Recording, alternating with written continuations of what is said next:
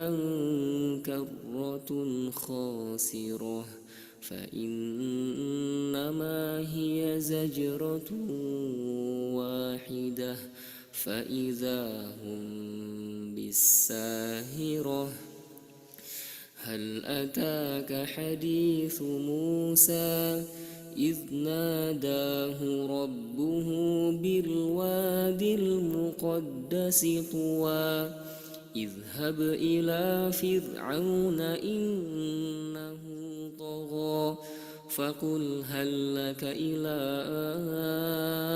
أن تزكى وأهديك إلى ربك فتخشى فأراه الآية الكبرى فكذب وعصى ثم أدبر يسعى فحشر فنادى فقال أنا ربكم الأعلى فأخذه الله نكال الآخرة والأولى إن في ذلك لعبرة لمن يخشى أأنتم أشد خلقا أم السماء بناها.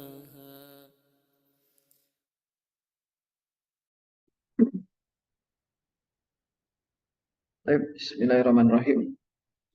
Assalamualaikum warahmatullahi wabarakatuh. Waalaikumsalam warahmatullahi wabarakatuh. Alhamdulillahirabbil alamin. Alhamdulillahillazi an'ama bi ni'matil iman wal islam. Asyhadu an la ilaha illallah wahdahu la syarikalah wa asyhadu anna Muhammadan abduhu wa rasuluh. Allahumma shalli ala sayyidina Muhammad wa ala alihi sayyidina Muhammad. Alhamdulillah, tidak bosan-bosannya dan tidak jemu-jemunya kita memuji dan memuja kehadirat Allah Subhanahu wa taala atas nikmat, atas berkah dan karunia-Nya kepada kita semua. Dengan nikmat dan karunia itu semoga semakin hari semakin bertambah keilmuan kita, semakin hari semakin bertambah amal ibadah kita dan juga segala kontribusi kita untuk Islam. Semoga setiap detiknya kita selalu dalam kebaikan dan juga Allah lindungi dari hal-hal yang dapat menjerumuskan kita ke dalam jurang keniscayaan. Salawat serta salam tidak lupa marilah kita aturkan kepada junjungan kita Nabi besar Nabi Muhammad sallallahu alaihi wasallam, juga kepada keluarganya dan para sahabatnya dan juga para penerus-penerusnya, dan semoga kita termasuk dari umatnya yang senantiasa berusaha mempelajari dan juga mengamalkan apa-apa yang menjadi sunnah-sunnahnya. Baik, ikhwati fillah rahimakumullah, baik yang di ruangan Zoom dan juga di LAC, kita sudah memasuki kelas yang ke-22. Sebelumnya kita awali dulu pertemuan ini dengan membaca Al-Basmalah. Bismillahirrahmanirrahim.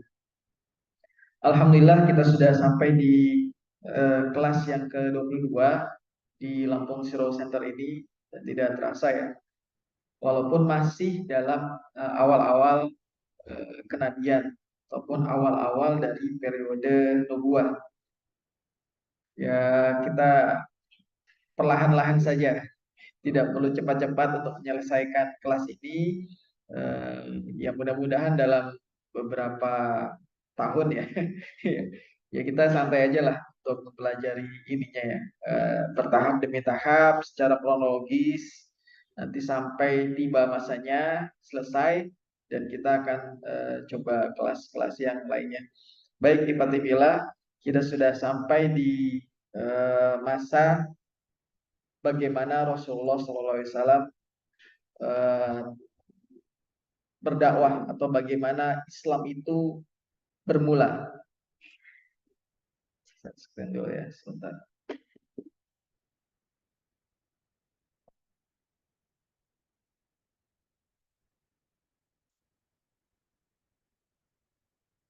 Oke.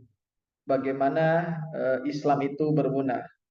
Artinya bagaimana Islam itu awalnya didakwahi oleh Rasulullah SAW sejak beliau menerima perintah risalah atau pesan dari Allah Subhanahu wa taala. Apa yang menjadi modal atau bekal yang diberikan Allah kepada beliau, insya Allah akan kita pelajari di pekan-pekan ini, di bulan ini, bulan di awal September ini, diawali bagaimana eh, awal kali atau pertama kali Rasulullah SAW mencoba memulai aktivitas dakwahnya seperti apa dan bagaimana. Kemudian juga nanti di pertemuan selanjutnya kita sedikit membedah setelah kemarin kita membedah surat Al-Alaq, Iqra bismi rabbikal ladzi khalaq. Kemudian nanti di pekan-pekan berikutnya kita coba bedah surat Al-Mudaththir. Karena surat ini juga menjadi perintah awal untuk berdakwah. Kalau surat Al-Alaq itu menandakan bahwa Nabi Muhammad itu menjadi seorang nabi, maka surat Al-Mudaththir, wahyu yang kedua, itu menandakan Nabi Muhammad itu sebagai seorang rasul. Nah, apa perbedaan nabi dan rasul? Kita sudah sering mendengar perbedaan nabi dengan rasul. Kalau nabi itu menerima wahyu khusus untuk dirinya sendiri, sedangkan rasul itu menerima wahyu dan harus menyampaikan, ada perintah menyampaikan kepada umatnya seperti itu, atau perintah untuk mengajak kepada kebaikan dan disampaikan pesan-pesan atau risalah. Makanya kan rasul itu kan, risalah itu dari kata rasul ya, apa utusan ataupun apa namanya pesan gitu. Kalau nabi hanya sebatas untuk dirinya sendiri, sedangkan rasul untuk disampaikan, menerima wahyu dan disampaikan kepada umatnya seperti itu. Nah, kita akan pelajari apa yang menjadi modal atau bekal yang diberikan Allah kepada beliau untuk memulai aktivitas ini. Dan juga kita akan masuk kepada dampak dari dakwah Rasulullah itu seperti apa. Kemudian munculnya para pemula ataupun orang-orang yang pertama-tama kali masuk Islam. Seperti apa, siapa saja mereka, bagaimana Islam masuk ke dalam hati mereka, diterima oleh mereka, bagaimana model-model orang-orang yang pertama-tama masuk Islam dan sepertinya dan apa namanya seperti apa sifat-sifatnya dan segala macamnya, sehingga kita sampai pada permulaan fase dakwah awal, fase awal dakwah, yaitu dakwah individu ataupun dakwah awal ya seperti itu. Nah, proses permulaan dakwah. Bagaimana dakwah ini bermula? Kalau kita mengenal Islam sampai sekarang kita kan karena jasanya dari para pendahulu kita, dari para ustadz, dari para guru. Dulu kita belajar mengaji ataupun belajar di TPA dan segala macamnya, mungkin ada yang di pesantren. Itu kan diturunkan dari orang tua kita dulu atau pendahulu-pendahulu kita sebelumnya. Sebelumnya lagi sampai sampai di zaman Rasulullah SAW, sampai awalnya bagaimana Rasulullah SAW berdakwah. Nah, kita coba paparkan poin-poinnya hari ini seperti apa dan bagaimana. Setelah ayat Iqra bismi rabbikal ladzi khalaq itu turun, kemudian kan kemarin kita sempat memaparkan bagaimana Rasulullah itu gemeteran, kemudian minta diselimuti, setelah tenang ditenangkan oleh Bunda Khadijah, kemudian diajak menemui eh, apa pamannya ataupun sepupunya, Waraqah bin Nawfal, sepupunya Bunda Khadijah, yang memang lebih paham seperti apa agama-agama Samawi. Yang ketika itu Waraqah itu masih memeluk agama Nasrani dan menceritakan, mendapat penjelasan dari Waraqah. Rasulullah SAW mendapat penjelasan dari Waraqah bin Nawfal mengenai kejadian yang dialaminya di Gua Hiro, dan Waraqah menyatakan hadza namus, itu adalah Jibril, itu adalah malaikat yang turun kepada Musa, yang turun kepada Isa dan lain sebagainya. Sehingga setelah ayat Iqra ini turun, kemudian mencari keterangan pada Waraqah bin Nawfal, beliau mendapat penjelasan awal, dan ini penjelasan yang amat penting. Kalau mungkin kalau tidak berkonsultasi dengan Waraqah ataupun berkonsultasi dengan ya mungkin yang lainnya yang lebih paham, mungkin Rasulullah juga masih bingung ini apa gitu. Tapi beliau mendapat penjelasan dari Waraqah bahwa yang menandakan bahwa Rasulullah SAW itu menjadi seorang nabi. Dan ini penjelasan yang sangat penting dari Waraqah yang mengawali. Walaupun beliau belum percaya benar gitu, artinya belum sepenuhnya tegar, belum sepenuhnya yakin terhadap kejadian menimpanya. Gitu. Sampai nanti Allah memberikan penjelasan langsungnya. Gitu.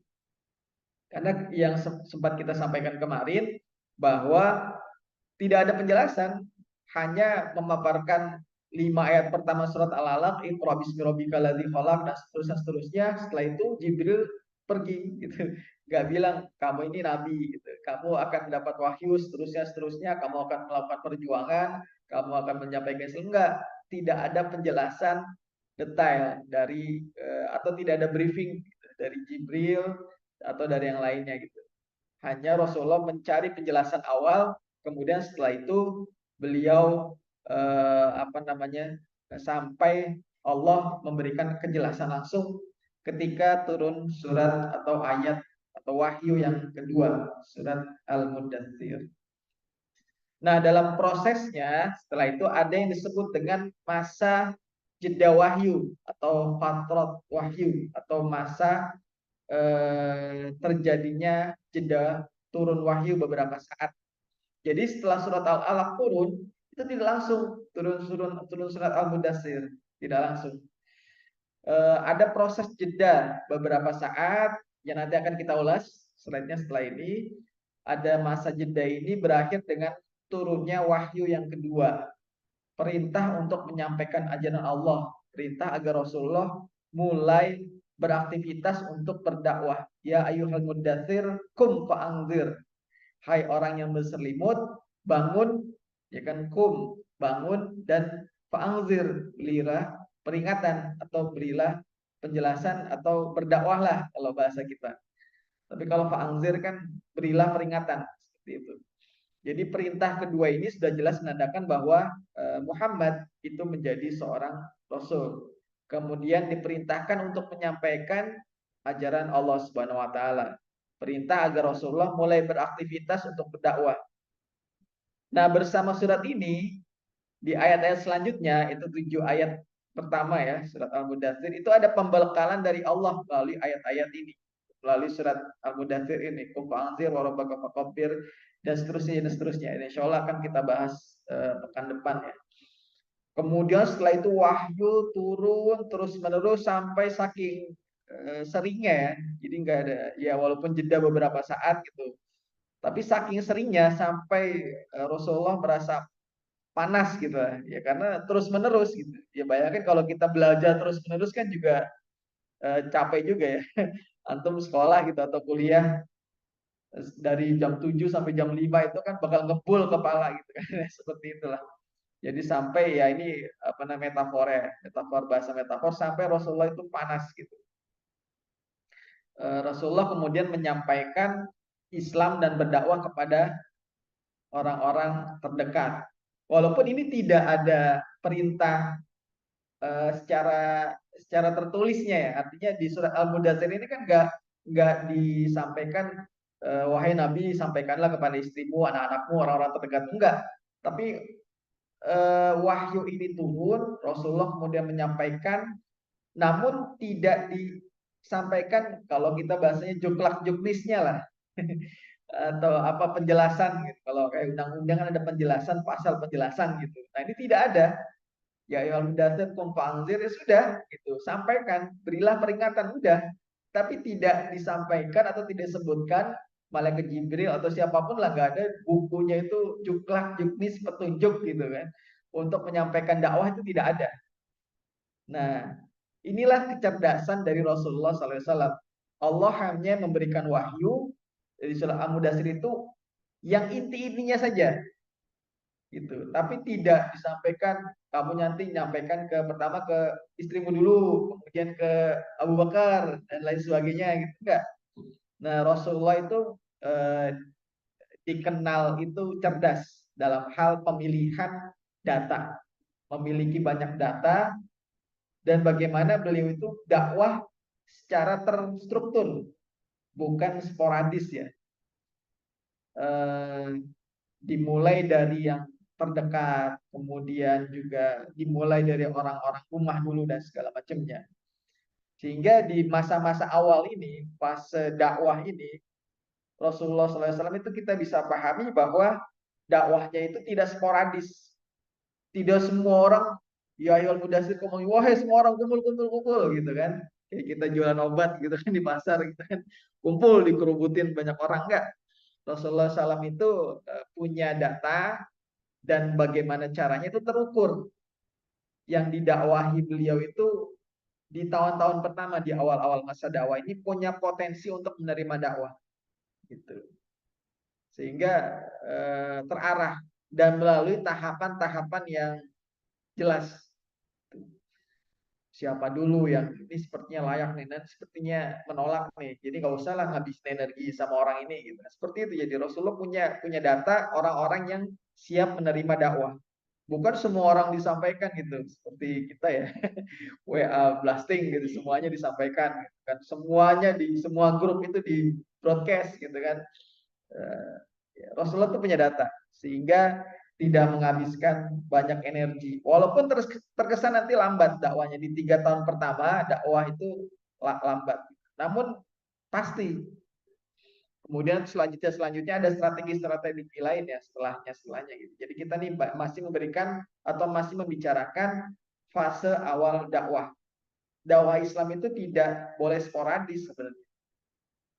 Sehingga ketika kita menyampaikan ajaran Allah tidak bisa secara apa namanya, semuanya itu dijejelin, semua orang itu disampaikan. Enggak. Antum ketemu orang jalan, ajakin ngaji, nggak bakal mau gitu. Potensi kecil untuk mau gitu kan. Ya pelan-pelan dan punya targeting dakwah, punya target. Tidak semua orang bisa menerima dakwah. Tidak semua orang bisa menerima apa yang kita ajak. Namun justru dakwah Rasulullah di fase ini adalah tahapannya sangat jelas. Sasarannya terukur, siapa yang didahului pertama kali, kemudian juga urutannya jelas. Intinya terukur lah. Terukur, bertahap, sehingga otomatis efektif dakwah ini. Tidak menghabiskan banyak energi gitu. Nah, tentu dengan segala keterbatasannya, dengan segala kekurangannya dan juga minimnya sarana pendukung, tapi beliau mampu mengoptimalisasikan yang beliau miliki untuk kemudian bisa secara efektif, sehingga perlahan-lahan tuh orang-orang di Mekah bisa menerima Islam dan Islam bisa tersebar tanpa adanya gangguan di awal ya. Kita tidak berbicara nanti di fase apa namanya, dakwah terbuka gitu. Di awal-awal tidak ada bentrokan dakwah itu. Ini penting dalam tahapan berdakwah ya. Artinya kalau kita masih kecil, masih apa namanya, masih baru tumbuh, itu jangan langsung kemana-mana ketika kita berdakwah itu. Ya mulai dari yang terdekat dulu, mulai yang dari terdekat, dan memang fasenya agak lama. Ini kan Rasulullah SAW ini kurang lebih 3 tahun dakwah itu. Ini Lampung Sirwa Center udah berapa tahun? Belum belum setahun kan? Ya memang lama, sedikit dan lama itu di fase awal. Nah inilah proses bagaimana dakwah dakwah Islam itu bermula, diawali seperti apa gitu kan, sehingga fasenya itu agak lambat. Walaupun nanti secara efektif itu bisa optimal.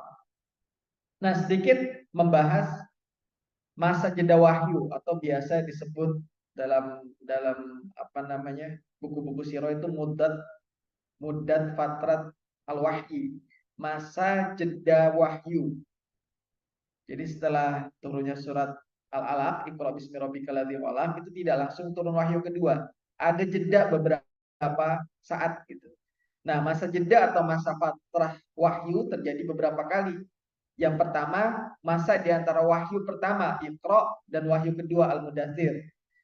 Memang tidak ada keterangan pasti, tapi riwayat Bukhari dan Muslim mengesankan tidak lama, hanya beberapa hari lah, beberapa saat. Nah, yang kedua, ada masa jeda waktu 2 atau 3 hari sebelum surat Ad-Duha. Gitu. Nah, ini menjadi ya diolok-olok sebenarnya sama orang-orang Quraisy ketika itu. Kan wahyu turun berangsur-angsur terus menerus setelah Al-Mudaththir turun lagi, nanti ada jeda nih 3 hari, kok Jibril nggak datang-datang lagi gitu segala macamnya. Nah, kemudian orang-orang Quraisy, orang-orang kafir Quraisy ini mengolok-olok, ya Tuhanmu sudah meninggalkanmu, nggak datang-datang lagi tuh gitu. Kemudian turunlah surat Ad-Duha wad-duha wal-laili idza saja ma wad'aka rabbuka wa ma qala. Tuhanmu tidak meninggalkan dan tidak pula membencimu. Jadi memang ada jedanya. Kenapa harus dijeda? Nanti ada kita ambil hikmahnya. Kenapa harus ada masa jeda beberapa hari atau beberapa saat? Nah, lama masa jeda dalam pandangan sejarawan, kalau tadi kan pandangan apa namanya ulama ya. Nah, ini para sejarawan itu bertentangan sangat sangat ekstrim antara surat Al-Alaq sama Al-Mudaththir. Yang pertama itu dari As-Suhaili, dia mengatakan 2,5 tahun. Jadi dari antara surat Al-Alaq Iqra dengan Al-Mudaththir itu lamanya 2,5 tahun. Gitu. Dalam kitabnya Arad al-Ulum ya. Kemudian ada yang mengatakan 40 hari, hanya 40 hari. Ini dari Ibnu Abbas, riwayat As-Sahar ya, Sahar al-Laduniyah. Kemudian yang ketiga, ini ekstrim ya. Nah, kemudian Mubarakfuri mengatakan hanya beberapa hari. Nah, antara 2 tahun, 2,5 tahun, dan beberapa hari kan bedanya jauh ya. Di, nah, bedanya jauh. Kenapa berbeda-beda gini? Karena memang kalau Mubarakfuri kan yang sekarang-sekarang ini ya, belakangan ini ya, ulama kontemporer lah. Kalau yang Aswaili kan ulama dulu ya. Mungkin data-data yang dulu beliau himpun ya belum sebanyak hari ini gitu, atau belum sebanyak di masa Al-Mubarakfuri. Sehingga mungkin ya berdasarkan riwayat yang beliau pahami dan beliau miliki, yaitu 2,5 tahun jeda waktu antara Al-Alaq dengan Al-Mudaththir. Namun di Al-Mubarakfuri hanya beberapa hari. Nah, berdasarkan ya mereka menghimpun kesimpulan-kesimpulan ini 2,5 tahun, ada yang 40 hari atau beberapa hari berdasarkan riwayat-riwayat yang mereka miliki. Nah, mana yang paling sahih? Wallahu a'lam.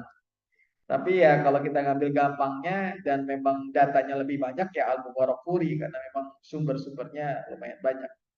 Nah, ini narasi Al-Mubarakfuri. Beliau mengatakan masa fatrah atau jeda wahyu menurut riwayat Ibnu Sa'ad dari Ibnu Abbas mengesankan hanya beberapa hari. Jadi kita ambil mudahnya aja ya, karena memang yang datanya itu banyak itu Mubarakfuri. Inilah pendapat yang lebih kuat, bahkan dipastikan benar setelah mencermati segala sisi terkait. Pendapat yang mengatakan masa jeda wahyu berlangsung 3 tahun atau 2,5 tahun sama sekali tidak benar.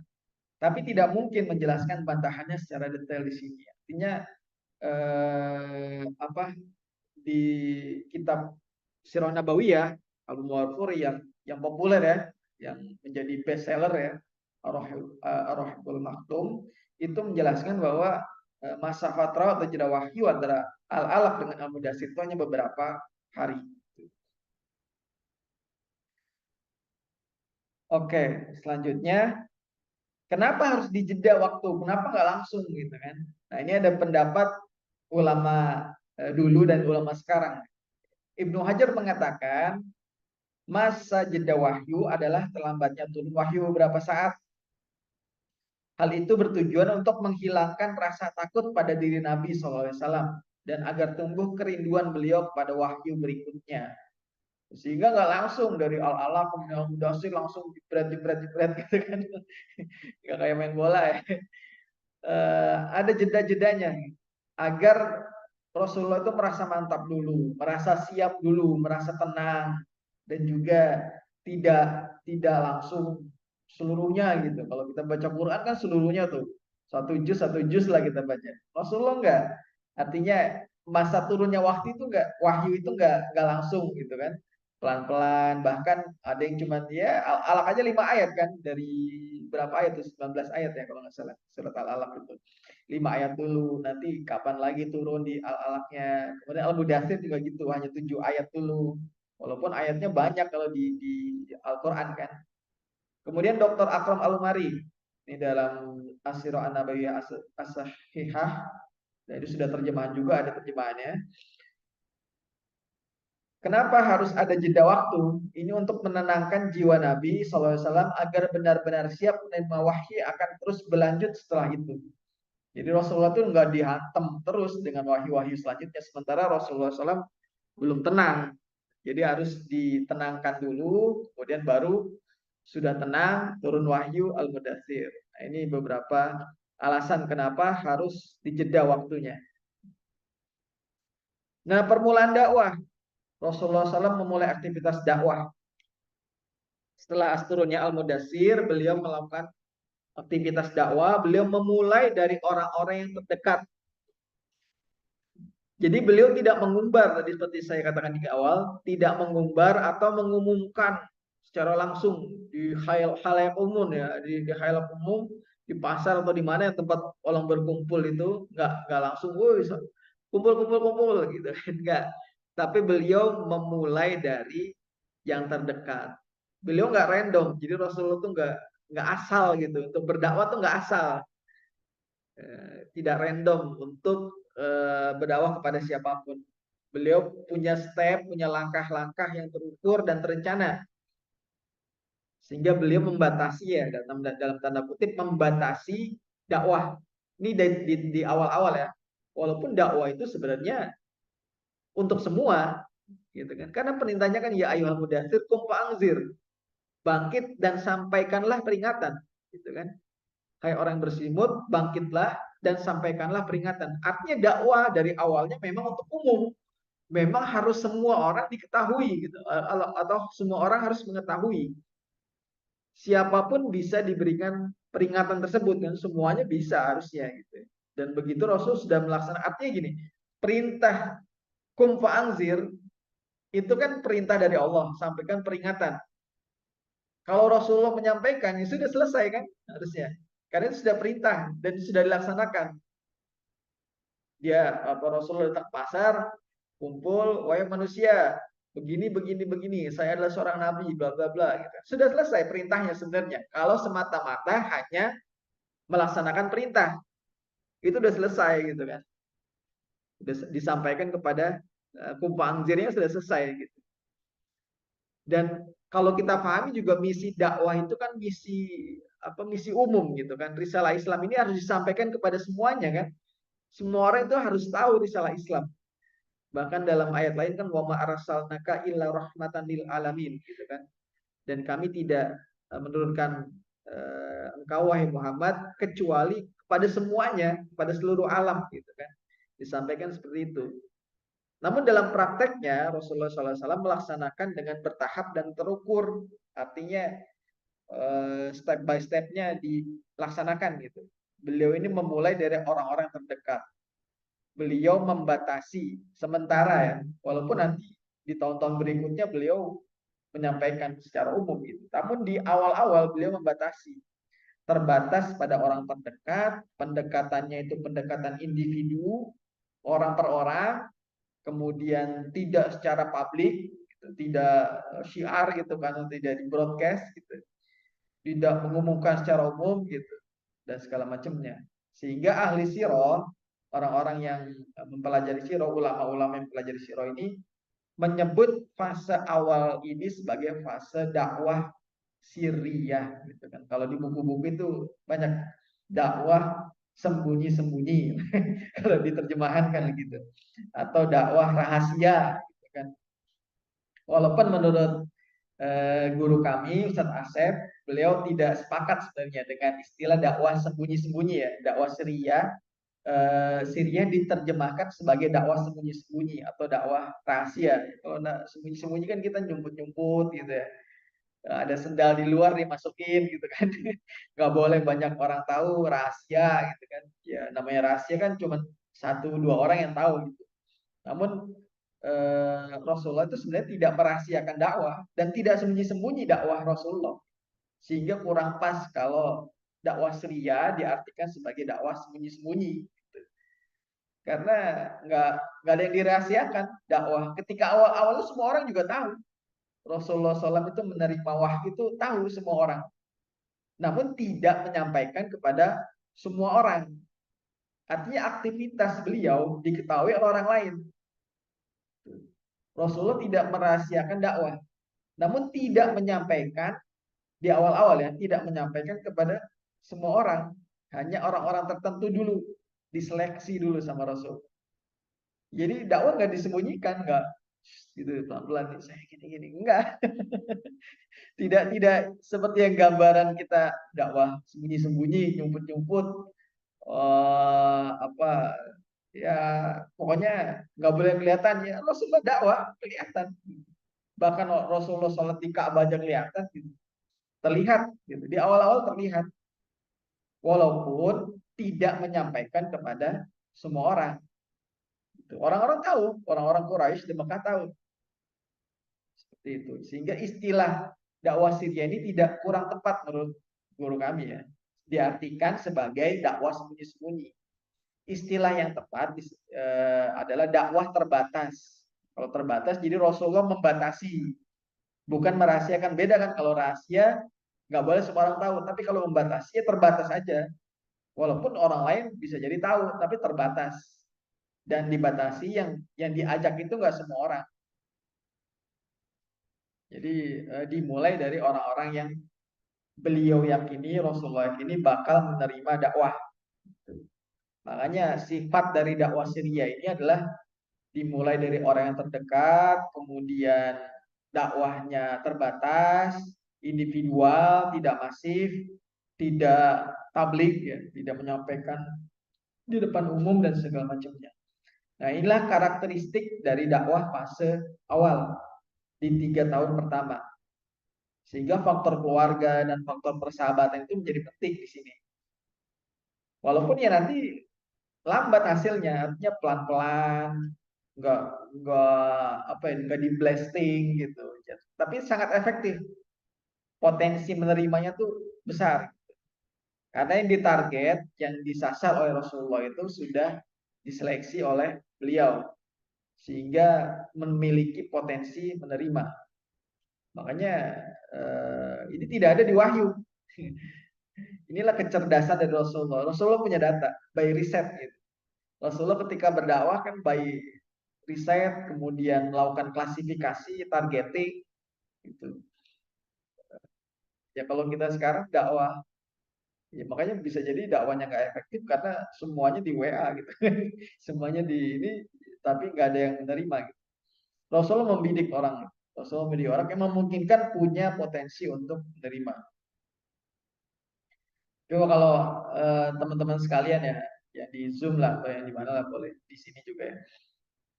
Kalau pernah membaca buku Sirah Nabawiyah ataupun mungkin pernah ya, ada nggak yang menyebutkan bahwa di fase awal ini, di awal-awal dakwah ini ada nggak orang-orang yang menolak dakwah Rasulullah di fase awal ya. Kita nggak berbicara nanti di fase dakwah terbuka. Kalau dakwah terbuka jelas ada yang menolak. Tapi kalau di fase-fase awal ini, ketika Rasulullah mulai berdakwah, ada nggak yang menolak? Atau ada nggak yang nemu riwayat atau kisah di masa-masa awal ini penolakan dari orang-orang yang diajak Rasulullah SAW? Siapa? Abu Lahab. Abu Lahab itu nggak diajak. Di awal itu nggak diajak sama Rasulullah. Siapa lagi? Abu Thalib. Bahkan Abu Thalib yang jadi paman yang mengasuhnya itu di awal-awal nggak diajak sama Rasulullah. Nggak diajak.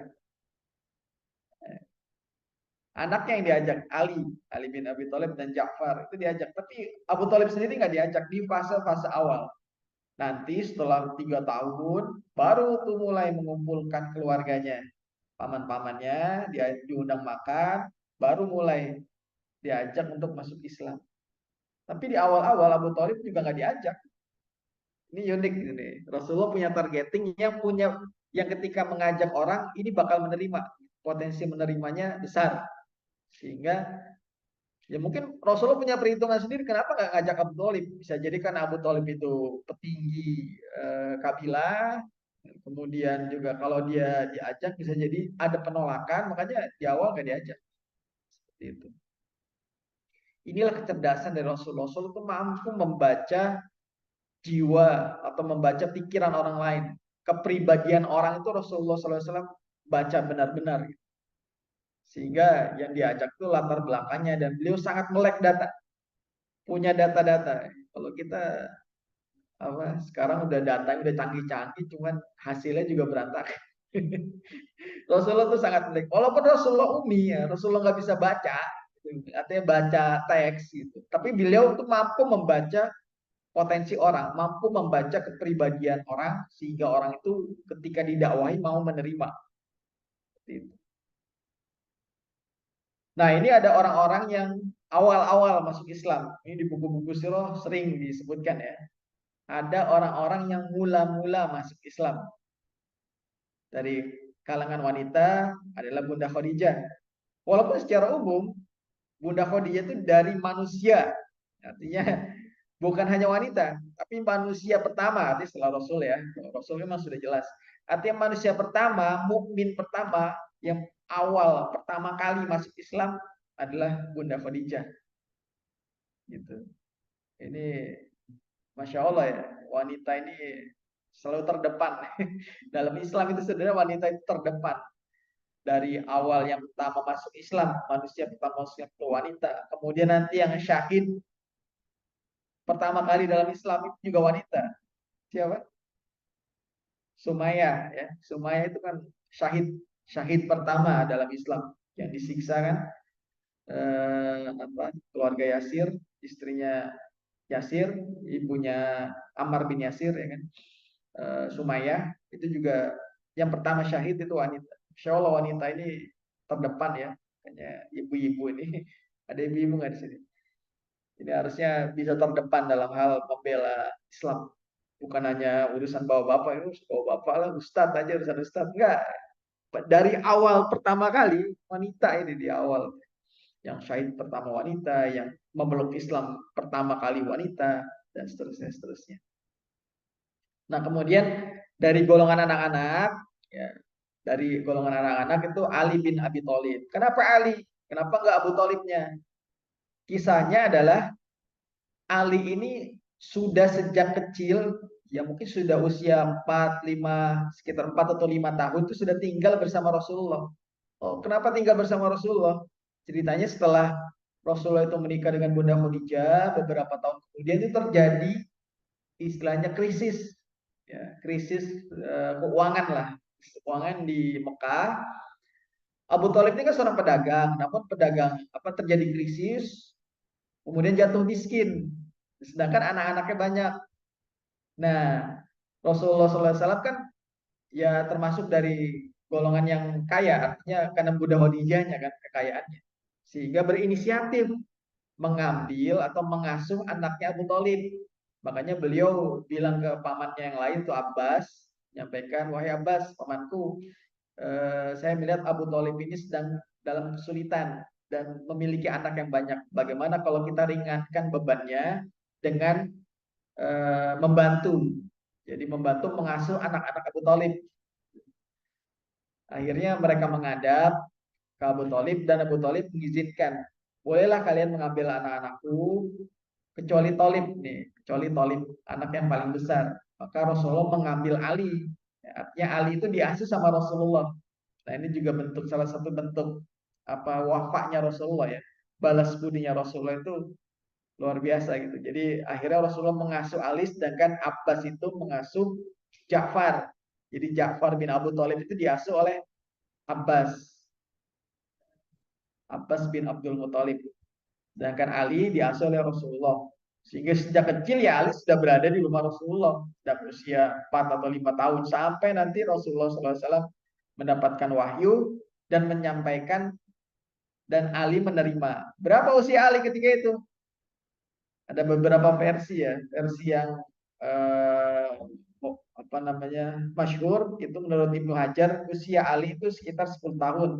Makanya digolongkan sebagai anak-anak ketika menerima atau menjadi mukmin pertama atau mukmin pemula. Kemudian dari kalangan maula itu Zaid bin Harisa. Maula itu apa sih? Maula. Oh, berarti maula, maula. Eh, Ya kalau kita baca budak ya, sebenarnya bukan budak sebenarnya. Kalau maula itu lebih ke arah hamba atau budak, hamba sahaya yang telah dimerdekakan gitu sama tuannya. Makanya ada Habab ya, Habab maula Abu Huzaifah gitu kan. Atau ya ini Zaid bin Harisah maula Rasulullah SAW atau Bilal maula dari Abu Bakar. Nah, itu maula itu tadinya budak, kemudian diperdekakan oleh orang yang memerdekakan, maka disebut maulanya itu mengikuti maula siapa, maula yang memerdekakannya gitu, seperti itu. Nah itu kadang beberapa buku menuliskan dari kalangan budak, sebenarnya bukan budak karena Zaid bin Harithah itu sudah dimerdekakan oleh Rasulullah SAW. Nah ini walaupun nanti ada kewajiban dari maula, artinya dari Zaidnya maula Rasulullah itu ada kewajiban untuk melayani yang memerdekakannya gitu. Walaupun bentuk pelayanannya tidak seperti budak, ya semacam balas budi lah wafahnya, walanya, loyalitasnya itu kepada orang yang memerdekakannya. Nah Zaid ini sebenarnya kisahnya unik ya, panjang kisahnya.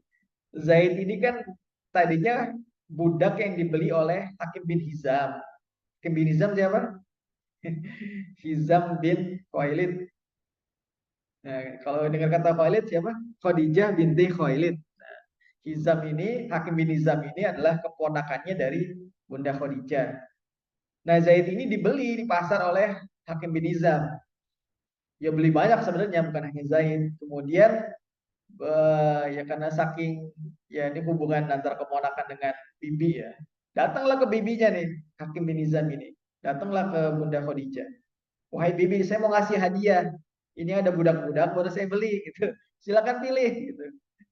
Ya, jadi asik ya. Jadi hadiahnya tuh bukan apa kado apa gitu ya, hadiahnya budak gitu. Ini stylenya Hakim bin Hizam. Ini Hakim bin Hizam ini luar biasa nanti di masa Islam. Walaupun masuk Islam itu belakangan setelah Fatu Mekah kalau nggak salah. Jadi bukan Ashabikul Awalud ya. Kemudian nanti beliau mengejar ketertinggalannya dengan membeli parlemennya Quraisy gitu dan diwakafkan gitu. Stylenya Hakim bin Hizam ini orang kaya luar biasa. Nah dia menghadiahkan kepada Khadijah, ingin menghadiahkan budak.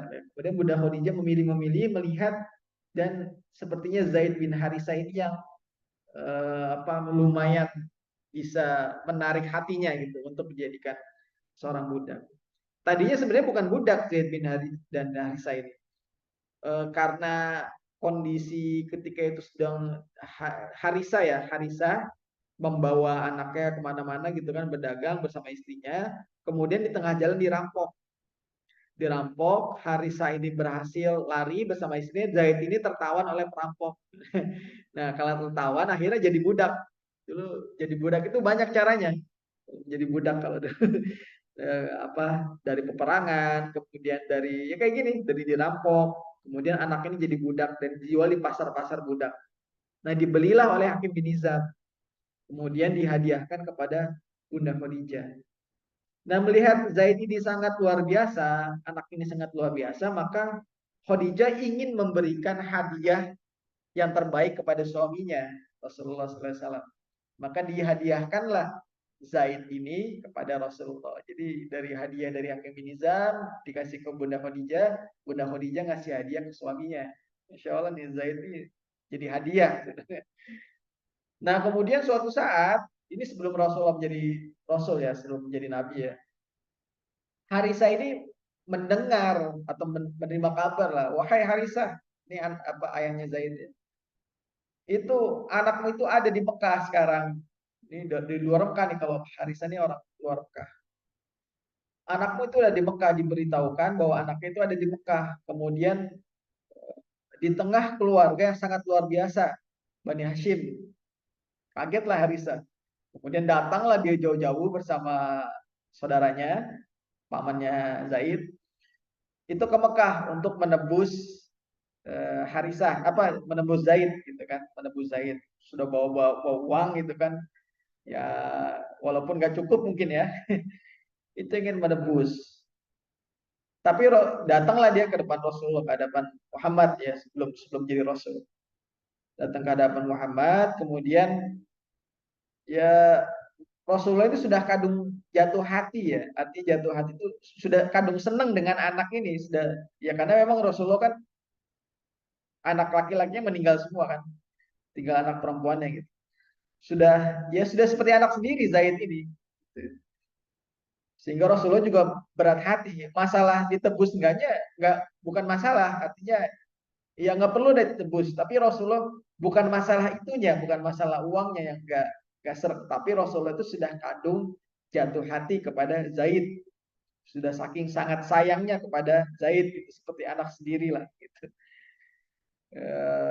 Selang berapa lama kemudian ngobrol-ngobrol-ngobrol, kemudian ya Rasulullah gini aja, sudahlah gini aja, bagaimana kalau kita minta pendapat Zaid nih, apakah mau ikut dengan ayahnya atau ikut dengan aku, seperti itu. Zaid lah kemudian dipanggil, diberi pilihan, itu diberi pilihan Zaid itu mau ikut sama Harisah ayahnya atau ikut denganku, itu yang setiap hari memberi apa, mengasuhmu dan segala macamnya lah. Kemudian dengan sangat, ya kalau kita ketemu bapak kan ya udah mau bapak aja kan gitu. Pengennya kan sama bapak gitu kan, apalagi ini mau dibebaskan lah, nggak jadi budak lagi. Tapi Zaid ini karena memang ya inilah pribadi Rasulullah SAW ya, sama budak pun itu luar biasa sayangnya gitu. Kalau kita kan gimana gitu kan, sama anak orang aja nggak sayang gitu kan. Jadi sama budak pun Rasulullah pribadinya sangat luar biasa gitu. Sehingga Zaid pun akhirnya memilih malah ingin tinggal bersama Muhammad gitu. Ingin tinggal bersama Rasulullah. Jadi ayahnya, yakin kamu kayak gitu kan. Kalau bahasa gitu, yang benar gitu kan, gak bahaya tahu gitu ya. Yang lagi viral gitu. Yakin kamu gitu kan. Ya apa namanya? Ya saya sudah serak gitu bersama bersama tuanku gitu. Walaupun saya sebagai seorang budak, masya Allah gitu, mau dibebaskan malah nggak mau gitu Zaidnya. Ya gimana, artinya Zaidnya ingin tinggal bersama Rasulullah dan memang tetap menganggap bahwa Harisa ini sebagai ayah, Harisa ini sebagai ayahnya Zaid, seperti itu. Namun Rasulullah ingin tinggal apa, Zaid ingin tinggal bersama Muhammad gitu. Kemudian Rasul juga ya menimbang-nimbang, kemudian ya menimbang perasaan ayahnya juga, gimana hancurnya gitu perasaan ayah, perasaan Harisa gitu hancur, anak saya kok pengennya sama orang lain gitu kan. Padahal saya yang melihara, saya ngasih makan, saya ayahnya gitu kan, masa maunya tinggal sama orang lain gitu. Ya akhirnya Rasulullah juga punya rasa iba kepada Harisa, sehingga diajaklah apa namanya tawaf ya keliling Ka'bah. Kemudian setelah tawaf, Rasulullah mengumumkan kepada seluruh halayak ya, yang ada di apa Ka'bah itu, sekitaran Ka'bah, wahai wahai apa penduduk Quraisy, wahai orang-orang yang berada di Mekah, saksikanlah, ya, dia mengatakan saksikanlah bahwa Zaid ini hari ini telah aku angkat sebagai anak. Gitu. Artinya ini ingin menunjukkan perasaan beliau dan tidak ingin menyakiti perasaan dari Harisa itu, sehingga Zaid itu diangkat sebagai anak. Ini adalah Zaid bin Muhammad katanya. Jadi itu untuk menyenangkan Harisa sebenarnya. Kalau Harisa ngelihat, oh sudahlah ini dari Bani Hashim, kemudian orang kaya juga, ya udahlah hitung-hitung nitip lah gitu kan. Hitung-hitung nitip, kemudian hitung-hitung inilah ya, udah seneng gitu kan. Ya sudahlah, apalagi dari Bani Hashim, keturunan yang sangat luar biasa. Karena aturannya ketika itu kalau diangkat anak berarti sudah masuk dalam klannya Bani Hashim. Itu. Walaupun nanti di masa Islam itu keputusan itu dianulir gitu kan, oleh Allah, tidak boleh mengangkat anak gitu. Jadi dari anak orang lain, nasab orang lain itu tidak boleh. Kalau diasuh boleh, tapi kalau menisbatkan binnya itu tidak boleh. Ini juga menjadi hukum fikih ya sebenarnya. bagi kita atau bagi Bapak Ibu sekalian yang mungkin mengangkat anak itu tidak boleh menisbatkan binnya itu kepada bin dirinya gitu. Misalnya siapa nih anaknya Fulan gitu kan, Fulan bin Nurjaya gitu. Nggak boleh tuh. Karena bukan anak aslinya. Ini hanya anak angkat ya. Sehingga nanti hukumnya itu berbeda. Hukumnya dia tidak menjadi mahram bagi anak kandung gitu. Ataupun nanti nggak bisa jadi mahram bagi ibu atau istri dari kitanya gitu. Jadi nggak bisa. Jadi nggak boleh mengumbar aurat di depan anak angkat pada akhirnya. Kecuali ketika nanti sepersusuan. Misalnya anak angkatnya masih bayi, diangkat disusui oleh ibunya atau ibu angkatnya, nah itu bisa jadi mahram. Tapi kalau anak angkatnya sudah besar gitu kan, diangkat anak itu tidak boleh membuka aurat, tidak boleh bersentuhan ya kalau bukan mahramnya atau berbeda lawan jenis seperti itu. Inilah kepribadian Rasulullah. Jadi untuk menyenangkan ya diangkat anak gitu Zaidnya. Jadi Zaid bin Muhammad. Walaupun nanti di suatu kelak ketika Rasulullah menjadi Rasul itu dianulir. Al-Quran tidak boleh. Bahkan tidak boleh mewarisi harta. Kalau wasiat boleh. Jadi tidak dapat warisan nanti anak angkat itu. Nah kemudian selain Zaid bin Harisah, kemudian ada lagi yang lainnya adalah putri-putri Rasulullah SAW. Zainab, Ruqayyah, Ummu Kulsum, dan juga Fatimah. Walaupun Fatimah ini masih kecil ya, masih usia 5 atau 4 tahun lah gitu. Dan juga Ummu Aiman. Ummu Aiman ini pembantu Rasulullah, bundaknya dari Abdullah ya, ayahnya Rasul, kemudian turun ke Aminah, kemudian menjadi pengasuhnya Rasulullah ya. Sudah kita bahas dulu ya di awal-awal ya, pengasuh Rasulullah, Ummu Aiman. Nah, uniknya nanti Ummu Aiman dinikahkan dengan Zaid bin Harisah yang usianya lebih muda. Dari situlah lahir panglima perang siapa? Ada yang tahu? Usamah bin Zaid. Ini Masya Allah nih. Zaid bin Harisah dinikahkan dengan Ummu Aiman yang lebih tua. Kemudian lahirlah nanti Usamah bin Zaid. Ya, masih muda, masih remaja. Ya kalau sekarang masih SMP udah jadi panglima perang gitu. Lawan Romawi lagi. Bukan lawannya luar negeri lagi. Seperti itu. Nah, ini orang-orang yang di dalam rumah Rasulullah, semua orang yang sudah di dalam rumah sudah selesai masuk Islam. Kemudian keluar rumah, yang pertama tahu masuk Islam adalah Abu Bakar As-Siddiq. Ini sahabat karib Rasulullah SAW. Dan sebenarnya banyak sahabat, artinya sahabat karib ya, bukan sahabat dalam pengertian sahabat Rasul gitu. Artinya sahabat Muhammad lah. Sebelum jadi Rasul kan Rasulullah kan bergaul ya dengan orang lain ya. Ada teman-teman, pasti ada teman-teman dekatnya lah gitu. Nah, teman terdekat atau teman dekat yang beliau ajak hanya Abu Bakar As-Siddiq. Walaupun ada teman yang lain, termasuk tadi Hakim bin Hizam, kemudian Abu Sufyan bin Haris ya, bukan Abu Sufyan bin Harb ya, yang suaminya Hindun bukan, tapi Abu Sufyan bin Haris itu sepupu Rasulullah. Haris itu anaknya dari Abdul Muthalib, namun dari berbeda ibu ya dengan Abdullah. Itu sahabat karib juga Rasulullah. Cuman yang diajak, ya, yang diajak ini hanya Abu Bakar. Hakim bin Hizam nggak diajak. Ada sahabat juga, dekat juga, keponakannya Bunda Khadijah. Teman bisnis lah. Gitu. Cuman nggak diajak. Ya kadang kita kan juga suka gitu ya. Kadang pengennya yang ngajak yang ini aja lah gitu kan. Kayaknya kalau ngajak ini, ya bukan nggak mau ngajak, artinya nggak serak lah gitu. Walaupun temen juga gitu kan. Kayak misalnya kita mau ke pengajian gitu kan, atau ke mana lah gitu, ke tempat yang ya ada banyak kan, kita punya banyak temen ya, temen deket pasti ada lah. Cuman kita pengennya ngajak ya si Fulan aja gitu. Kalau ngajak yang lain kayaknya nanti banyak kendalanya nih gitu, seperti itu. Atau dalam bisnis lah gitu. Kita punya banyak teman deket nih. Tapi kalau masalah bisnis sama ini janganlah kayaknya. Walaupun teman dekat. Karena nanti kalau kita bisnis sama dia, jadi partner bisnis, bisa jadi malah pertemanan kita jadi rusak. Karena nggak serak gitu. Bisa jadi kan gitu. Pasti ada gitu teman-teman dekat. Nah Rasulullah juga seperti itu. Mengajak hanya mengajak Abu Bakar. Padahal teman-teman dekatnya banyak. Gitu. Tapi yang menurut beliau, menurut Rasulullah itu pasti menerima adalah Abu Bakar As-Siddiq. Gitu. Walaupun nanti Hakim bin Hizam, kemudian apalagi Abu Sufyan ya, bin Haris itu masuk Islamnya nanti belakangan itu. Belakangan setelah Fatu Mekah bahkan. Walaupun nanti Hakim bin Hizam menjadi penolong ketika diboykot atau ketika Rasulullah SAW dizolimi. Walaupun dia nanti nggak masuk Islam juga. Sehingga muncullah pengkategorian seperti ini. Artinya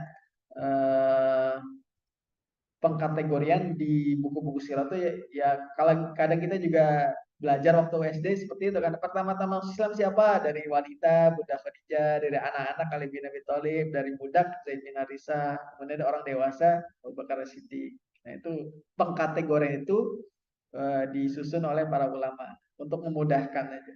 Walaupun yang pertama benar-benar pertama ya Bunda Khadijah ini ya, luar biasa. Nah, kenapa Abu Bakar yang diajak? Nah, ini keistimewaan Abu Bakar. Abu Bakar itu dalam suatu hadis diuraikan oleh Al-Baihaqi bahwa setiap orang yang aku ajak menerima Islam selalu memiliki, meski sedikit ya, memiliki keraguan untuk berpikir kecuali Abu Bakar. Dia tidak menunggu sesaat pun untuk menerima ketika aku ajak dan tidak pernah ragu. Ini luar biasa Abu Bakar. Pokoknya ayolah gitu. Mau kemana gitu. Sini, ayo gas gitu kan. Nggak mikir dulu. Nanti gimana, nanti ongkosnya gimana, nanti nggak mikir dulu. Pokoknya setiap Rasulullah ajak, ayo gas lah. Inilah yang disebut teman apa seia sekata lah istilahnya. Apa bestie ya, sekarang bestie ya. Jadi nggak mikir dulu kalau Rasulullah ngajak itu nggak mikir dulu. Ya ini hadisnya seperti ini. Jadi setiap orang yang aku ajak pasti ada sedikit ya sebentar mikir ini gimana nanti gimana. Tapi Abu Bakar enggak. Ayo langsung. Ada ya teman kayak gitu ada nggak? Punya teman kayak gitu. Ya gas jalan. Gitu kan. Jadi inilah Abu Bakar. Makanya disebut as-siddiq. As-siddiq itu selalu membenarkan apa yang dikatakan atau apa yang diajak Rasulullah SAW. Ini disebut as-siddiq. Dia nggak bisa disetarakan dengan siapapun gitu. Bahkan ya beliau yang pertama masuk Islam ya, di luar dari keluarga Rasulullah, beliau yang pertama masuk Islam. Bahkan di beberapa hadis yang lain disebutkan bahwa imannya Abu Bakar kalau ditimbang gitu dengan iman semua orang muslim ya artinya kecuali Rasulullah ya, itu masih berat timbangan Abu Bakar. Ya bagaimana tidak nanti ada kenapa alasannya seperti itu nantilah selanjutnya. Artinya luar biasa Abu Bakar. Ini Abu Bakar nih, Abu Bakar manusia biasa, artinya bukan nabi, bukan apalah wali gitu, artinya wali dalam ya seperti kita pahami ya. Ini manusia biasa, ya pernah suatu ketika dia juga ribut, artinya ribut tuh berantem sama Umar itu pernah. Jadi pernah dari riwayatnya Abu Bakar tuh berantem sama Umar. Masalah ya tidak disebutkan masalah, artinya pernah cekcok lah, adu mulut gitu sama Umar. Itu pernah Abu Bakar. Jadi bukan manusia suci yang malaikat seperti malaikat atau dewa gitu kan enggak. Ya pernah juga berantem cekcok gitu sama Umar gitu. Ya kisahnya yang cekcok yang salah itu sebenarnya Abu Bakar. Ketika awal cekcok, ya masalah biasa mungkin masalah dagang atau masalah apalah gitu. Mereka kan para pedagang ya. Ya awalnya memang salahnya Abu Bakar. Kemudian dalam satu ya lagi ribut-ribut bla bla bla gitu kan. Debat gitu kan. Kemudian satu titik ketika itu Abu Bakar tersadar, wah iya benar saya yang salah gitu kan. Kemudian Abu Bakar minta maaf sama Umar. Umar nggak terima. Umar ya nggak mau maafin, nggak bisa gitu kan. Atau minta maaf enak aja gitu. Ya Umar juga ya artinya tensinya naik lah gitu istilah bahasa kita tensi ya. Naik lah enak aja minta maaf nggak bisa gitu. Ya Abu Bakar marah itu kan. Kok kamu nggak maafin saya gitu kan? Saya kan temanmu gini gini gini. Ya kamu udah salah bla bla bla. Akhirnya ribut lagi tuh. Yang tadi ribut masalah yang lain sekarang ributnya masalah Umar nggak mau maafin Abu Bakar gitu. Ya udah lama ribut-ribut, akhirnya ya udah pisah lah gitu, pergi gitu. Ya biasa lah kita pergi gitu. Ya akhirnya Umar juga, saya ribut sama Abu Bakar ini. Baru sadar juga. Umar pergi, Abu Bakar pergi, Umar mereda. Wah, jangan-jangan nanti Abu Bakar ngadu sama Rasulullah nih. Celaka Umar ini kalau Abu Bakar ngadu sama Rasulullah. Ya benar, Umar datang ke rumah Abu Bakar, diketok pintunya, Abu Bakar nggak ada. Taunya memang sudah ada di masjid bersama Rasulullah dan sudah ngadu sama Rasulullah. Abu Bakar ini ngadu bla bla bla bla bla bla. Umar nggak mau maafin saya gitu. Kemudian Umar datanglah dengan tergesa-gesa. Kemudian Rasul bilang kepada Umar, mengapa engkau tidak mau ngalah sama sahabatku gitu kan, kata Rasul itu kepada Umar. Ya Umar sahabatnya juga, tapi di depan Umar Rasulullah bilang ini sahabat saya. Ya kalau sama Abu Bakar yang ngalah-ngalah dikit kayak gitu, ngalah-ngalah dikit nggak apa-apa lah sama Abu Bakar gitu kan, karena ini ya beliau paling besar jasanya terhadap umat ini gitu. Seperti itu. Jadi luar biasa Abu Bakar tuh dibela sama Rasulullah sangat luar biasa. Dan juga pernah cekcok dengan yang lainnya juga, yang dibela adalah Abu Bakar sama Rasulullah SAW. Karena pernah juga di beberapa di hadis yang lain Rasulullah pernah menyampaikan di akhir ya, di haji wada kalau nggak salah, atau di akhir usia beliau menyampaikan orang yang paling besar jasanya adalah orang yang paling besar jasanya terhadap Islam adalah Abu Bakar. Artinya eh, semua sahabatku telah kubalas jasanya, telah aku doakan, telah terbayar jasanya, kecuali Abu Bakar. Karena apa? Abu Bakar tidak sanggup aku balas jasanya. Biar Allah lah yang membalas. Gitu. Seperti itu. Ini luar biasanya. Bahkan di riwayat lain disebutkan hartanya Abu Bakar adalah hartanya Rasulullah. Gitu. Jadi kalau Rasul itu mau pakai ATM-nya Abu Bakar, pakai aja. Jadi nggak perlu izin lagi. Seperti itu. Sampai saking bestinya lah. Aku punya besti kayak gini luar biasa ya. Ini saya punya 5 ATM, masing-masing isinya 2 M gitu kan. Pakai aja mau butuh apa pakai aja lah. Ini nomor PIN-nya gitu kan. Pakai aja. Nah, itu Abu Bakar sama Rasulullah tuh begitu. Jadi ya makanya yang paling besar dan paling ya makanya ditimbang imannya itu Abu Bakar tuh nggak bakal cukup gitu. Lebih besar timbangan iman Abu Bakar dibandingkan iman seluruh kaum muslimin sampai dengan hari kiamat gitu. Masya Allah nih Abu Bakar. Nah kemudian slide terakhir benih as-sabiqun. Abu Bakar sangat proaktif dengan dakwah. Jadi ketika menerima Islam, Abu Bakar itu tidak berpikir bahwa Islam ini hanya menjadi tugas Rasulullah. Ya udah saya beriman, ya sudah selesai. Saya beriman, saya ikutlah sama engkau Rasul. Apa yang engkau bilang, ya udah saya ikut. Enggak. Sejak hari pertama Abu Bakar beriman, sejak itulah dia merasa bahwa ini adalah keislaman ini, Islam ini adalah tanggung jawabku bersama Rasulullah. Luar biasanya Abu Bakar. Jadi apa namanya? Abu Bakar itu langsung gitu, nggak nunggu gimana gitu, nggak diem atau nggak, langsung seperti Rasulullah. Artinya menjadi tanggung jawab dia juga keislaman. Islam itu menjadi tanggung jawab Abu Bakar bersama Rasulullah SAW. Dia sendiri turut menyebarkan dakwah sejak hari pertama sehingga berhasil menarik banyak orang dekatnya yang juga dekat dengan Nabi SAW.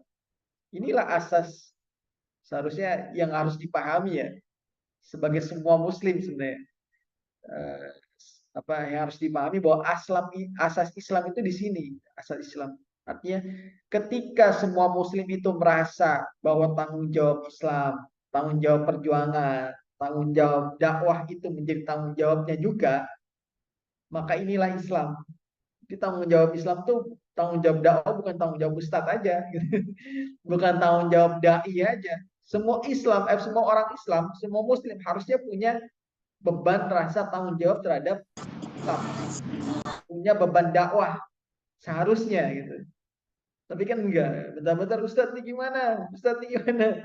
Mandiin jenazah aja nyari Ustadz gitu kan. Apa ada syukuran, ada tahlilan atau ada apa nyari Ustadz gitu kan. Sebenarnya semua muslim harusnya bisa gitu. Semua muslim itu harusnya mampu mengemban tanggung jawab keislaman seharusnya. Makanya ya terjadi gini-gini aja karena memang merasa tanggung jawab dakwah itu aja tanggung jawab ustadz, hanya tanggung jawab dai aja. Bukan merasa setiap muslim hari ini merasa tidak merasa tanggung jawab dakwah itu tanggung jawabnya juga. Seperti itu. Nah, mereka yang masuk Islam mulai dakwah Abu Bakar ini, lihat nama-nama ini ya. Atau melihat nama-namanya. Utsman bin Affan, Abdurrahman bin Auf, ini orang-orang yang sangat luar biasa perjuangan terhadap Islam. Sa'ad bin Abi Waqqas, Zubair bin Awam, Tolha bin Ubaidillah. Siapa mereka? Ini asabiqun al-awalun, orang-orang ini jamin masuk surga dalam satu hadis. Itu masuk Islamnya di tangan Abu Bakar As-Siddiq. Makanya kalau ditimbang iman semua orang dengan imannya Abu Bakar, ya, nggak ada apa-apanya. Gitu. Ya Utsman bin Affan, antum tahu wakafnya kan, sampai hari ini masih ada. Itu pahalanya pun mengalir, bukannya ke Utsman, mengalir kepada Abu Bakar. Kenapa? Utsman masuk Islamnya lewat Abu Bakar. Jadi pahalanya ikut mengalir ke Abu Bakar. Abdurrahman bin Auf, luar biasa kayanya, dermawannya, hartanya itu untuk Islam. Selain mengalir harta, apa namanya, pahalanya kalau Abdurrahman bin Auf, pahalanya pun dilipat gandakan kepada Abu Bakar. Ini orang-orang ini dekat juga sama Rasul. Jadi bukan tidak dekat sama Rasul sehingga Abu Bakar harus bertugas gitu. Artinya masuk Islam lewat Abu Bakar. Enggak. Utsman bin Affan itu hubungan keluarganya dekat dengan Rasulullah SAW walaupun berbeda klan, ya, berbeda bani ya. Namun neneknya Utsman, teman nenek Utsman itu apa? Itu satu kandungan dengan Abdullah bin Abdul Muthalib. Jadi anak kembar gitu. Neneknya Utsman itu anak kembar dengan Abdullah, ayahnya Rasulullah. Jadi kan apa? Keponakan ya. Keponakannya Rasulullah kan berarti kan dari yang ibu gitu kan. Utsman bin Affan itu. Begitu juga dengan yang lain sebagainya. Zubair bin Awam juga gitu. Dekat dengan Rasulullah. Ibunya Zubair kan bibinya Rasulullah. Kemudian Toha juga seperti itu dan lain sebagainya. Mereka ini dekat sama Rasul, tapi masuk Islamnya lewat Abu Bakar. Keluarga Nabi SAW bersama Abu Bakar dan orang-orang yang berhasil didawainya serta sejumlah orang yang beriman di masa ini merupakan benih generasi as-sabiqunal al-awwalun. Nanti akan kita bahas di pertemuan-pertemuan selanjutnya. Nah, ini luar biasanya Abu Bakar. Abu Bakar itu langsung gercep lah, gercep gas, langsung berdakwah gitu kan. Abu Bakar itu dikenal sebagai orang yang kaya, yang dermawan, kemudian pengetahuannya luas, dia mengetahui seluk-beluk kesukuan. Jadi bukan hanya kaya dia, bukan hanya pintar berdagang, tapi tahu nih, ini bani ini, apa keturunan ini, bapaknya ini, si fulan ini, bapaknya ini, kakeknya ini, nanti keturunan sampai ke atasnya ketemu dengan ini, kamu ini keturunan semuanya tahu. Jadi ini ahli nasab lah, ahli kalau sekarang apa ya? Antropologi, antropologi, sosiologi. Ini Abu Bakar ya, antropologinya Arab gitu. Sosiologi, kemudian ahli apa namanya? Nasab. Jadi kalau nasab bingung tanya Abu Bakar pasti tahu. Hafal Abu Bakar, nasab-nasab orang itu tahu beliau. Dan gayanya itu gaya luar biasa. Kayaknya dermawan luar biasa. Jadi kalau ada orang butuh bantuan datang ke Abu Bakar, nggak nunggu orang itu cerita. Ya Abu Bakar, saya ini punya anak tiga, yang satu mau kuliah, yang satu mau nikah, yang satu nggak nunggu gitu. Jadi kalau ada orang datang, udah lihat mukanya udah lusuh, udah sini mana rekeningnya butuh berapa? Gitu. 2 miliar saya transfer ya. Kayak gitu. Ini gayanya Abu Bakar gitu. Jadi nggak nunggu orang cerita penderitaannya baru dikasih. Kasih juga ini nggak cuma kasih 500.000 nih semoga bisa bantu enggak gitu. Tapi mana rekeningnya? Ini berapa? 100 juta cukup ya gitu kan. Ini gayanya Abu Bakar dermawannya. Makanya Abu Bakar itu juga disebut mahabbab, orang yang paling dicintai selain Rasulullah. Makanya dakwahnya sukses gitu. Sehingga beliau membawa gerbong apa keislaman yang sangat luar biasa. Orang-orang banyak masuk Islam melalui tangannya Abu Bakar. Bahkan kan kita dengar kisahnya Bilal aja dibebaskan oleh Abu Bakar kan. Gitu. Ditawar berapa? bayarnya berapa gitu kan. Misalnya jualnya cuma istilahnya 10 juta, ya udah nih 100 juta aja, cukup nggak gitu kan. Orang menawar di bawah gitu kan, 5 juta gitu kan, cukup nggak? Ini jual 10 juta, dibayarnya 100 juta gitu kan. Oh, stylenya Abu Bakar ya gitulah. Sekali-kali kita butuh orang-orang kayak gitu ya. Ya mudah-mudahan nih ada yang jadi Abu Bakar selanjutnya lah di sini. Amin. Yaitu yang bisa disampaikan nanti di pertemuan-pertemuan selanjutnya kita akan bahas tadabbur surat Al-Mudatsir itu menjadi bekal seorang dai sebenarnya. Bagaimana seorang dai itu harus berperilaku ketika menyampaikan dakwah. Karena Rasulullah kan diberikan modal ya di surat Al-Mudatsir itu kum fa'anzir, bagaimana cara menyampaikan peringatan, bagaimana berdakwah. Nah, apa yang harus dipersiapkan? Apa hal-hal apa saja dari sisi fisiknya, dari sisi apa namanya rohaninya itu harus seperti apa seorang dai itu. Nah, itu diberikan pembekalan oleh Allah Subhanahu wa taala di surat Al-Mudatsir. Kemudian juga nanti kita akan bahas generasi as-sabiqunal awwalun. Selain dari orang-orang yang pertama masuk Islam, nanti ada benih-benih yang merupakan generasi as-sabiqunal awwalun yang Allah ridho terhadap mereka dan mereka pun ridho terhadap Allah. Yang ketika mereka berbuat dosa, Allah akan maafkan mereka. Jadi orang yang masih hidup tapi surganya sudah disiapkan. Luar biasa, insya Allah. Ya, semoga bisa istiqomah ya kita di pekan-pekan berikutnya untuk mempelajari seluk-beluk bahkan sudah masuk di masa kenabian dan juga masa dakwahnya Rasulullah. Ini menjadi sangat penting bagi kita semua bagaimana kita menjadikan Rasulullah sebagai teladan dalam berdakwah, dalam berperilaku dan juga hal-hal lain sebagainya dan terutama dalam memperjuangkan Islam. Demikian, silakan kalau ada pertanyaannya, baik yang di Zoom maupun yang di offline. Fadol.